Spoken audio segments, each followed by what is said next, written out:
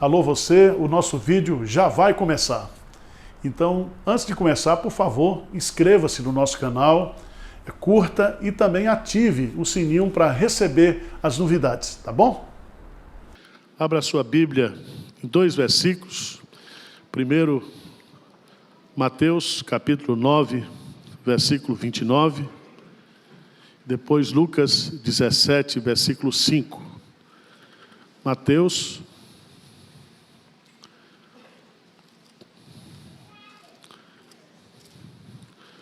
capítulo 9, versículo 29. Vamos ler juntos? Mateus 9, 29. O que diz?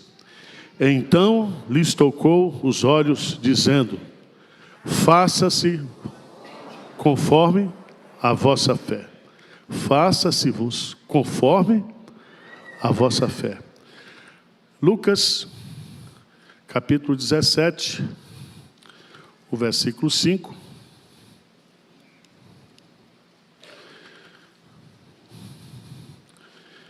Vamos ler juntos também? Então disseram os apóstolos ao Senhor: aumenta-nos a fé. Amém. A grande pergunta que eu faço para você hoje de manhã é a seguinte: a sua fé cresceu este ano? Deus aumentou a sua fé neste ano ou não? Ou você está a mesma bagaceira do ano passado? A Bíblia fala, nesse versículo 9, desse capítulo 9, versículo 29, o que você espera que Deus faça em sua vida? Deus, Ele só fará alguma coisa na sua vida conforme a sua fé. A lei da fé é a lei que rege a vida do crente e da igreja. Sem fé é impossível o quê? Agradar a Deus. Se você abrir lá em Romanos, capítulo 14, versículo 23, o apóstolo Paulo vai nos dizer que tudo que não provém da fé é pecado. Depois você estuda esse texto. Tudo o que não provém da fé é pecado. Por isso que a Bíblia fala que o justo viverá pela fé. E eu queria conversar um pouquinho sobre esse assunto com você nesta manhã, porque os apóstolos pediram: aumenta-nos a fé, aumenta-nos a fé. E todo mundo quer crescer em fé. Todo mundo aqui quer ter uma fé que remove montanhas. Todo mundo quer ter uma fé grande, uma fé eficaz. E a grande pergunta é: como é que Deus aumenta a nossa fé? A pergunta é que eu faço todo dia, porque eu tenho que viver pela fé. A gente trabalha na igreja pela fé. A fé é a moeda do mundo espiritual. Você não consegue absolutamente nada, nenhum investimento, nenhum crescimento, nada no mundo espiritual, se você não usar a moeda da fé. E eu vou colocar aqui 4 respostas que eu vejo para essa pergunta. 4 respostas. Como Deus aumenta a nossa fé? E Ele aumenta a nossa fé através de testes, provações. Primeira maneira que Deus testa a nossa fé. Deus testa a nossa fé, Ele aumenta a nossa fé, colocando provações e dificuldades na nossa vida. Um crente que não é provado, um crente que não passa por dificuldades, por provações, não pode crescer na fé. Então, se você teve um ano de provações, se você teve um ano atribulado, Deus aumentou sua fé. Amém? Abra a sua Bíblia, por favor. Vou usar só 2 textos para a gente... 1 de Pedro, capítulo 1. 1 de Pedro, capítulo 1. Veja que é muito importante isso, nós entendemos. 1 Pedro 1, versos 6 e 7, diz assim, nisto, versículo 6, 1 de Pedro 1, 6. Nisso exultais, embora no presente, por breve tempo, se necessário, sejais contristados por várias, o quê? Não algumas, mas várias. Para que uma vez confirmado o valor da vossa fé, muito mais preciosa do que ouro perecível, mesmo apurado por fogo, redunde em louvor e glória e honra na revelação de Jesus Cristo. A sua fé foi purificada. Deus tirou os defeitos, as impurezas, como Ele faz com o ouro. Ele provou você esse ano com doenças, com enfermidades, com tribulações, com dificuldades, com pessoas. Isso só acontece comigo. Deus põe umas pessoas na minha vida para aumentar a minha fé. Gente treiteira, gente falsa, gente sem vergonha. Aconteceu isso com você? Tentaram puxar o seu tapete lá no seu trabalho? Falaram mal de você? Você foi traído por pessoas que você jamais imaginaria? Deus faz a gente crescer na fé com provações, com dificuldades. Isaías capítulo 48, Isaías capítulo 48, versículo 10.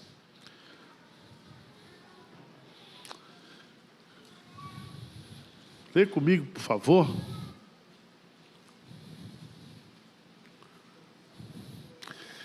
Isaías 48, 10 diz assim, o que diz?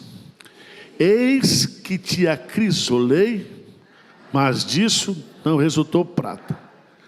Provei-te na fornalha da aflição. Teve dia esse ano, você disse, eu vou para o trabalho hoje, eu sei o que está me esperando lá. Quem já pensou assim? Eu sei o que está me esperando lá.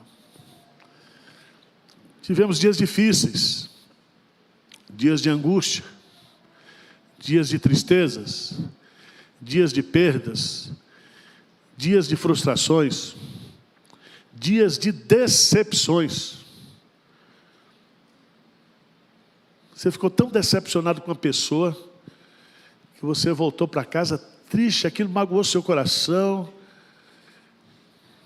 você até não dormiu, e não dormiu, conjuga com Rivotril, aí você tomou uma bandinha e você dormiu. Não é assim? Irmãos, como é que Deus, Ele permite certas coisas na nossa vida? Por que Deus permite que a gente enfrente certas tempestades, certas dificuldades? Por que Deus permite que a gente sofra determinadas agressões? E tudo isso, pode ter certeza, Ele está testando a nossa fé. E testar aqui é com o propósito de amadurecer, de crescer. Veja o que diz Tiago. Tiago, capítulo 1. Rapidamente, Tiago.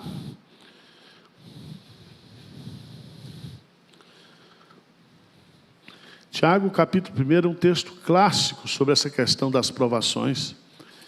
E é muito bom você decorar esse texto aqui, porque esse texto é um texto diário na nossa vida.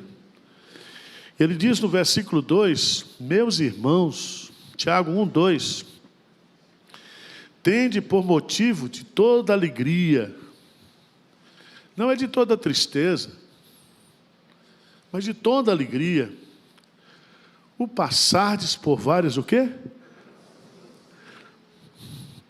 Eu gosto do verbo passar, porque não é ficar, é passar. Mas o crente, ele passa, aí você sai.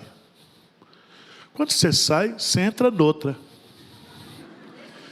Quando você sai, você entra noutra. Então é passar sempre. Você passa por uma aprovação no trabalho, quando chega em casa, passa por outra. É assim ou não é? Nós somos provados. E você, como eu e crente, nós temos que entender que provação deve ser encarada com muita o quê? Alegria. Se estão falando mal de você porque você é crente, alegre-se por isso. Se você está passando por uma dificuldade porque você é crente, se você está sofrendo porque você é crente, louve a Deus por isso.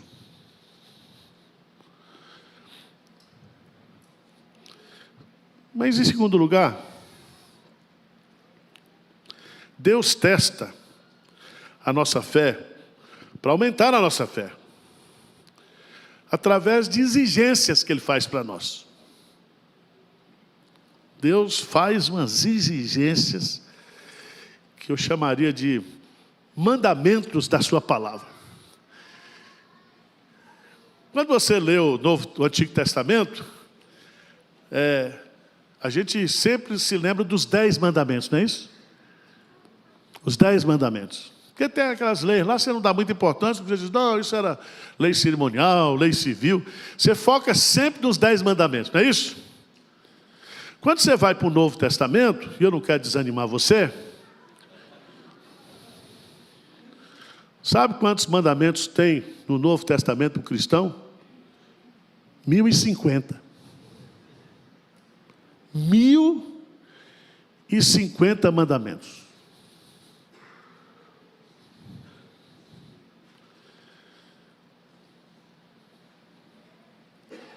E Ele pede nesses mandamentos para a gente fazer coisas o quê? Impossíveis. Abra a sua Bíblia, por favor. Em Lucas, capítulo 6.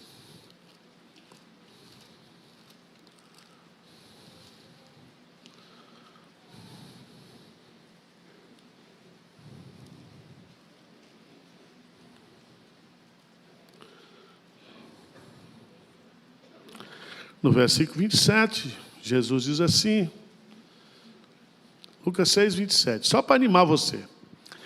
Digo-vos, porém, a vós outros que me ouvis, amai os vossos o quê? E fazei o bem o que vos... O que é que você quer fazer com que vos odeiam? Hein? Mas ele está dizendo o quê? Amar. Bendizei aos que vos maldizem. Preste atenção que ele está pedindo. Orai pelos que vos o quê? Aí é demais. O pessoal mete o pau em mim na internet. Eu tenho que orar para esses desgraçados que estão falando mal de mim na internet. Orai pelos que vos... E vai. Ao que te bate uma face, oferece também a outra. Ao que tira uma capa, deixa levar também a túnica. Dá a todo o que te pede. Se alguém levar o que é teu, não entres em demanda. Como quereis que os homens vos façam, assim fazer também vós. Também a eles. E ele diz assim, olha, gente, se amais os que vos amam, qual é a vossa recompensa? Porque até os pecadores amam os que os amam. Se fizerdes o bem aos que fazem o bem, qual é a vossa recompensa? Até os pecadores fazem isso. Se emprestais àqueles de quem esperais receber, qual é a vossa recompensa? Também os pecadores emprestam aos pecadores para receberem o tanto. Amai, porém, os vossos inimigos, fazei o bem, e agora piorou. Emprestai sem esperar nenhuma paga. Ou seja, empresta sabendo que o crente vai lhe dar um calote. E está cheio na igreja. E ele diz assim, será grande o vosso?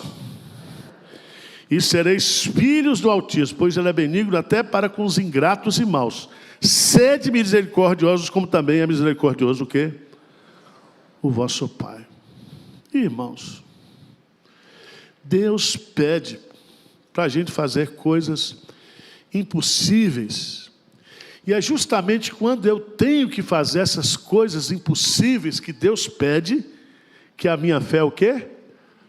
Aumenta.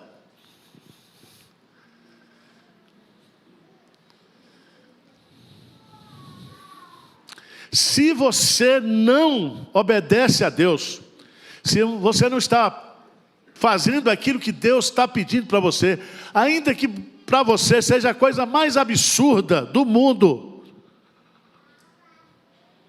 você não vai crescer. A sua fé não vai aumentar.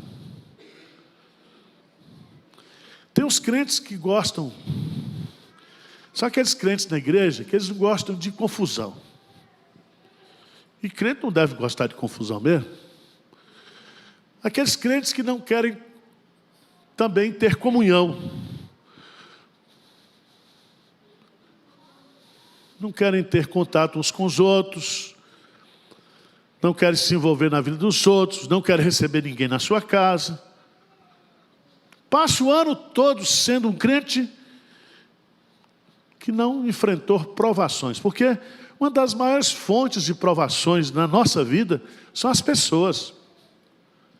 Deus escala pessoas na minha e na sua vida como fontes de o quê? Provações. Você não cresceu nada. Você passou o ano todinho e não cresceu. Porque você não amou quem falou mal de você. Você não orou por aquele que perseguiu você. Você teve uma vida tão chata, tão monótona, que não é vida de crente. Vida de crente é na chapa quente. Vocês estão entendendo o que eu estou dizendo? Jesus diz, no mundo tereis o quê? Aflições. Se você não tem aflição nessa vida, o que é que você vai conversar lá no céu? Aliás, tem gente que está tão tranquilo que nem no céu ele pensa. Ele vive numa bolha. Ele vive no seu mundo. Ele é um narcisista espiritual.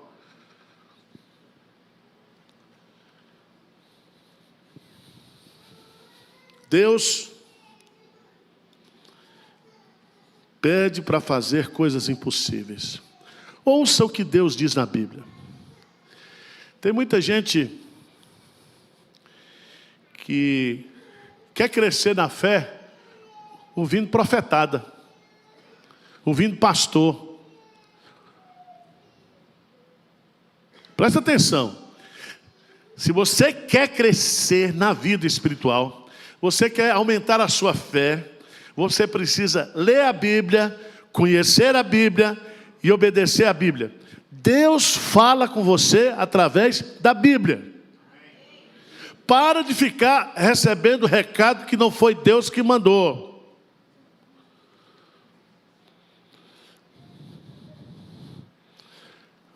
A partir de hoje, essa semana, você vai ouvir muita gente falando atitudes que você deve tomar para o seu ano ser melhor. E a resposta que eu quero dar logo hoje aqui, de graça,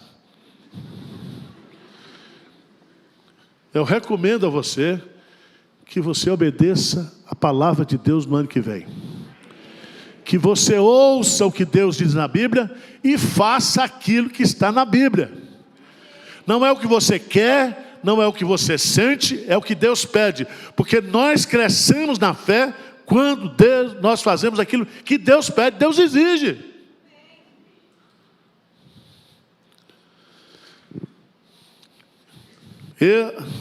Abra, por favor, lá em Êxodo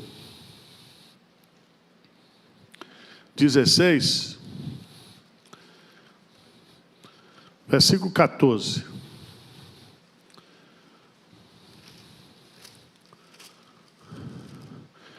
Texto bastante conhecido.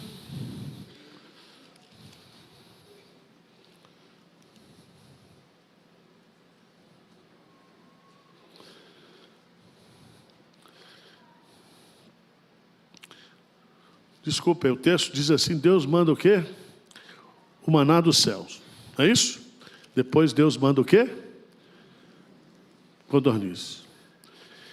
No versículo 4 diz o quê? Então, disse o Senhor a Moisés: eis que vos farei chover do céu pão, o povo sairá e colherá diariamente a porção para cada, para que eu ponha à prova se anda na minha lei o quê? Ou não. Fica aí nesse versículo. Deus vai mandar todo dia e vai pedir você para colher todo dia. Para fazer o quê? Para provar você. Para provar você.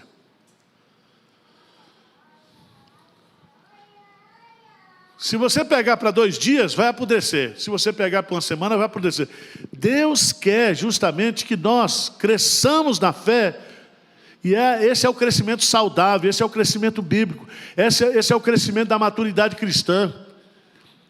É quando eu abro mão do meu querer para fazer o querer de Deus, a vontade de Deus. Mas vamos lá, o tempo está passando. Deus testa a minha fé com dificuldades, provações. Deus testa a nossa fé através de exigências, pedindo para eu fazer coisas o quê? Impossíveis. E essas coisas impossíveis que Ele me pede para eu fazer, está na Bíblia. Terceira coisa, Deus testa a nossa fé com dinheiro. Aí você vai dizer: nem no Natal, pastor, para de falar de dinheiro. Põe aí no chat.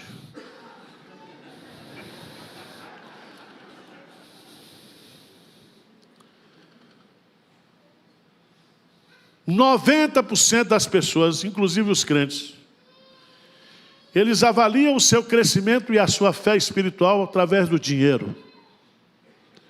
E dinheiro é um assunto muito espiritual.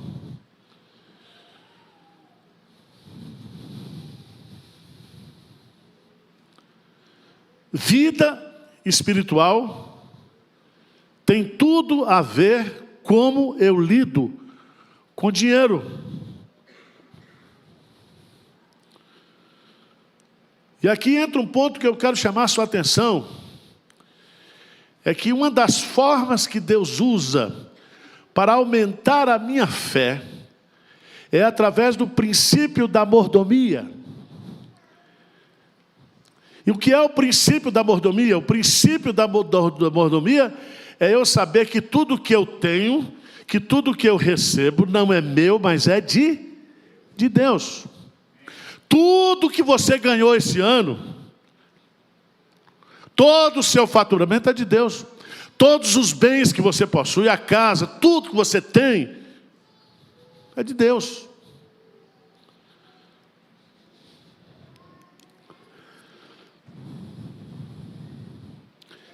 E você cresce na forma como você utiliza o seu dinheiro.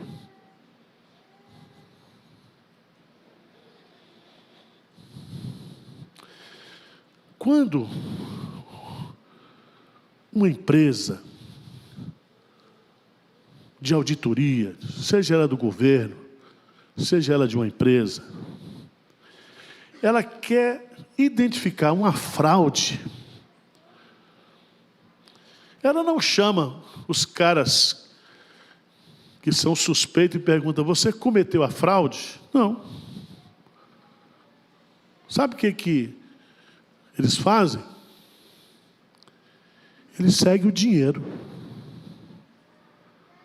De onde o dinheiro saiu, para onde o dinheiro passou, onde o dinheiro chegou.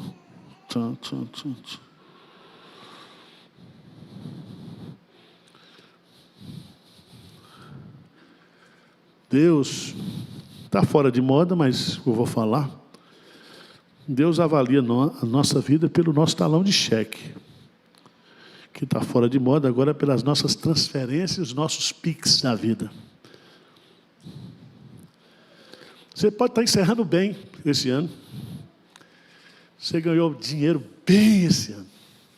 Você diz: olha, esse ano para mim foi uma bênção. Ó, estou bem. E a sua fé é o quê?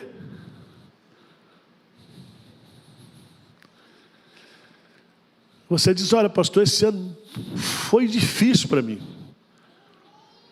Foi um ano atribulado. Foi um ano que eu não ganhei muito dinheiro, mas foi um ano abençoado, porque aquilo que Deus me deu, eu compartilhei com generosidade. É interessante. A gente vai ficando pastor velho. Tem uns crentes na igreja que eles não gostam de que ninguém saiba quanto é que ele ganha.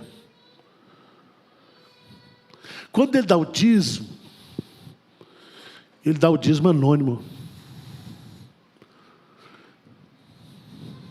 Sabia disso? Eu não quero lhe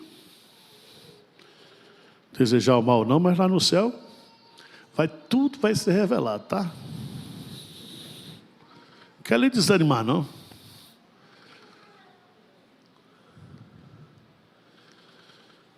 O que você fez com o dinheiro que Deus lhe deu esse ano? Você abençoou a vida de pessoas? Você foi uma pessoa generosa? Você foi um dizimista fiel? Foi ou não? Ou você ficou discutindo assim: esse negócio de dízimo é do Antigo Testamento. Não, porque o pastor John MacArthur disse isso, o pastor tal. Meu irmão, o que a Bíblia diz? Trazei todos os dias o quê? E Deus diz assim: provai-me o quê? Isto. Se eu não vos abrir as janelas do céu e vos dar a bênção o quê? Sem medidas.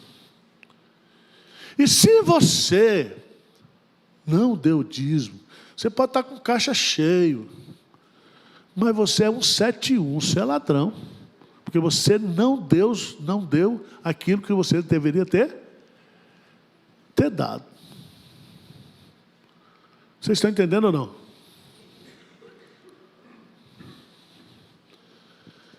Você não cresce na fé se você não é uma pessoa generosa. Abra a sua Bíblia, por favor. Lá em 1 Crônicas 29, 19.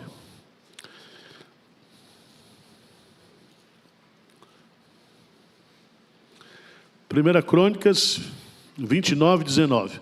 Vamos ler juntos? Todos juntos, por favor, esse versículo preciosíssimo. 1 Crônicas, capítulo 29, versículo 19. Vamos lá? Bem forte, o que é que diz?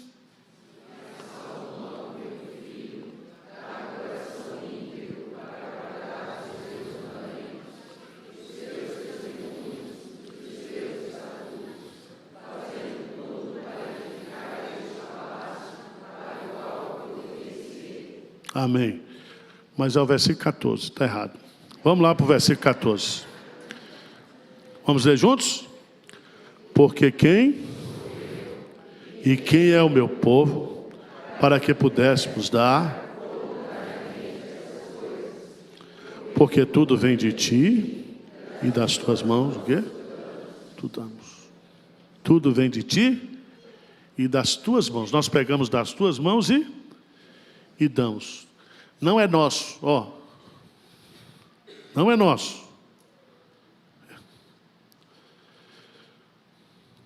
Se você for lá para 2 Coríntios, 2 Coríntios, capítulo 8.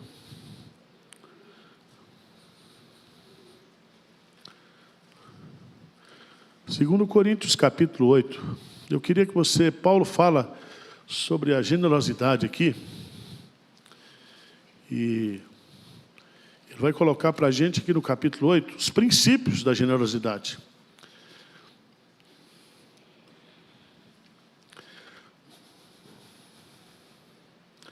Versículo 7, vamos ler juntos, e 8, o que diz?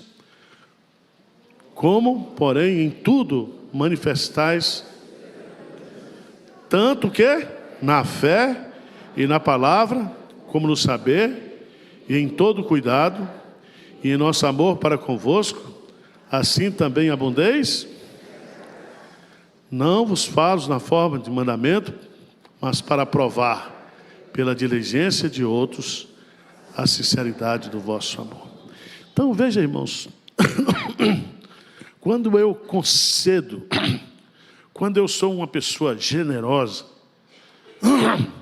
quando eu sou um mordomo de Deus generoso, quando eu gasto menos comigo para abençoar a vida do outro, quando eu sou um dizimista fiel na igreja, quando eu sou uma pessoa que ajudo outras pessoas com generosidade, com amor, isso é uma expressão de fé, é uma expressão de amor, é uma graça que Deus nos dá, é um favor imerecido que Deus nos dá, a gente poder ser esse canal de bênçãos. Vocês estão entendendo ou não? Eu estava lendo, essa semana, a parábola dos talentos. Lembra da parábola dos talentos? Mateus capítulo 25. E eu li uma coisa aqui, me ajuda aí, que vocês são exegetas também.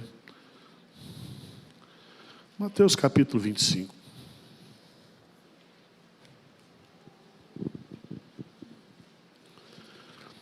No versículo 20, então, aproximando-se ao que recebera 5 talentos, entregou outros 5 talentos, dizendo: Senhor, confiaste-me 5 talentos, eis aqui outros 5 talentos que ganhei.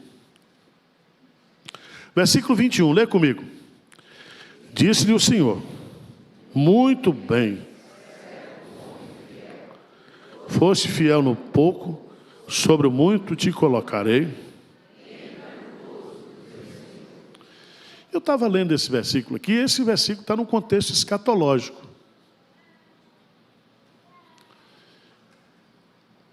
E eu não sei se eu estou fazendo a exegese errada, mas Jesus está dizendo que quem administra bem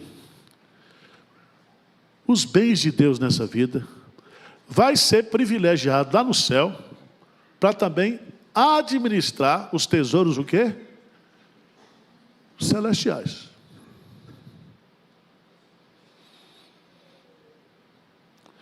Porque não tem sentido ele dizer: foste fiel no pouco, sobre o muito que te entra no gozo do teu. Que entrar no gozo do teu Senhor é esse? Entrar no céu. É história, tá? Um crente rico morre e vai para o céu. É difícil entrar um rico no céu, mas entra. Quem ama dinheiro, quem ama riqueza, foi Jesus que disse, dificilmente entrará no céu. Ele entra no céu, vai passear com São Pedro. São Pedro mostra a primeira mansão para ele. Mansão top, Alfaville Celestial. Diz: quem é essa casa? Ele diz: é a casa lá do seu jardineiro. Ele era crente, trabalhava lá no seu jardim, mandou muito bem aqui para a terra, fez muita aplicação do Tesouro Celestial, então com o que ele mandou a gente fez essa casa. Aí aparece outra casa mais bonita ainda. De quem é essa casa? O rico pensava que era dele. Ele disse, não, é daquele missionário maluco que aparecia lá na sua igreja, que foi não sei para onde, uma família, com os filhos. E ele morreu na obra missionária. Aí, caminhando mais, chegou na favela do céu. Não sei se tem, mas diz a história. Era Esses apartamentos que estão fazendo agora, 25 metros quadrados de madeira. Ele disse assim, essa é a sua casa. E o rico falou, mas como? Ele disse, nós fizemos o que pudemos com o que você mandou, suas aplicações que você mandou aqui para o Banco Celestial. Foi o que deu para fazer. Eu fico pensando, nós vamos ter muita surpresa no céu. Porque eu acho que o céu não vai ser um negócio parado. Você acha que vai ser parado? Primeiro a gente começou no jardim. Então, esse pessoal que gosta de jardim, turismo, de árvore, tudo vai ficar no Éden. Porque a cidade, quem é urbano, quem gosta de São Paulo, metrópole, nós vamos tudo para a Jerusalém Celestial. Lá vai ter McDonald's, vai ter engarrafamento de anjo, vai ter assim. Lá vai ser um negócio... Porque, veja bem, vai ter um jardim na praça da cidade, não é isso? Está tudo lá no céu, mas é cidade. Porque o nosso Deus é metropolitano. Tem uns crentes todos que gostam de roça. Se você gosta de roça, você não vai para o céu. Céu é um lugar metropolitano. A metrópole celestial. A Jerusalém Celestial. Nós vamos para a metrópole. E lá deve ter, como toda metrópole, o que tem lá em Nova York. Não tem? Lá na ilha de Manhattan. Eu vou estar lá. Pastor Arival aplicou bastante lá na terra. Ó a soberba. Mas vai estar lá. Virou executivo financeiro do céu. Não trabalhou na XP lá embaixo, mas está na XP Celestial. Você já pensou nisso? Você esse ano ganhou e não dividiu nada. Você está com poupança boa, tudo, mas você está seco, você está infeliz. Infeliz. Porque infeliz é aquele que só tem o quê? Dinheiro. Por fim, irmãos, 9h. Deus testa a nossa fé. De que maneira? Mandando provação. Segunda maneira qual é? Hein? Fazendo o quê? Exigências. Terceiro, testando a nossa fé com dinheiro. Quarto, Deus testa a nossa fé através de atrasos. Já viu isso? Grande parte da minha vida e da sua vida é esperando. Sabia disso? Nós lançamos a campanha para comprar o galpão, 42 milhões. Eu fiz a conta, tem 1 milhão de inscritos no YouTube. Se cada um dá 42 milhões, vai ser fácil. Os abençoados do YouTube não deram nada. E nós não compramos galpão nenhum. A gente quis alugar aqui, a gente faz, ora, madrugada de oração, tudo, ora, e pede, faz. E as coisas não acontecem, presbítero Eduardo. O que a gente faz? Tem que esperar.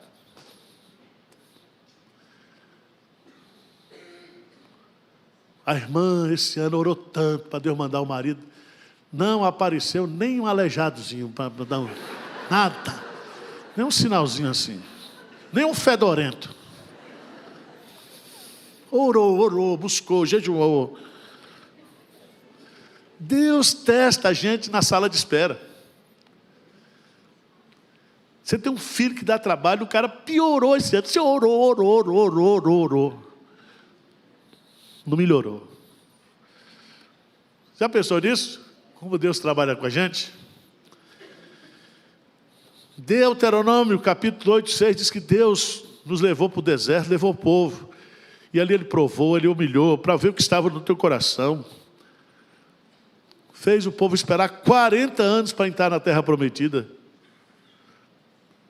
E, meus amados irmãos, quanta coisa nós queríamos que acontecesse nesse ano, e não aconteceu. Nós estamos na sala de espera. E a pior coisa, eu não gosto de sala de espera.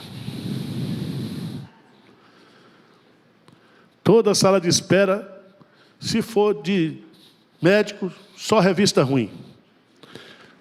Agora, graças a Deus, tem um iPhone, porque você fica no iPhone. Você chega hoje na sala de espera, eu fui fazer o exame para desentupir o ouvido. Tinha 8 pessoas na sala de espera. 8 pessoas no iPhone. Eu não sei se era iPhone, mas todo mundo quer no celular. A pior coisa da vida é esperar, né? E Deus prova a gente. Deus prova a gente. Há coisas que nós gostaríamos que acontecesse e não aconteceu, e você ora, e você pede. E aí você tem que... Vamos ficar de pé? Isaías 64, versículo 4. Isaías 64, versículo 4. O que que diz? Isaías 64, 4. Vamos ler juntos? Porque desde a antiguidade não se ouviu, nem com ouvido se percebeu, nem com olhos se viu, Deus além de ti, que trabalha para aquele que nele espera. Amém. Pode sentar. O que esse versículo nos ensina? É que eu estou esperando, mas Deus está o quê? Trabalhando. Amém?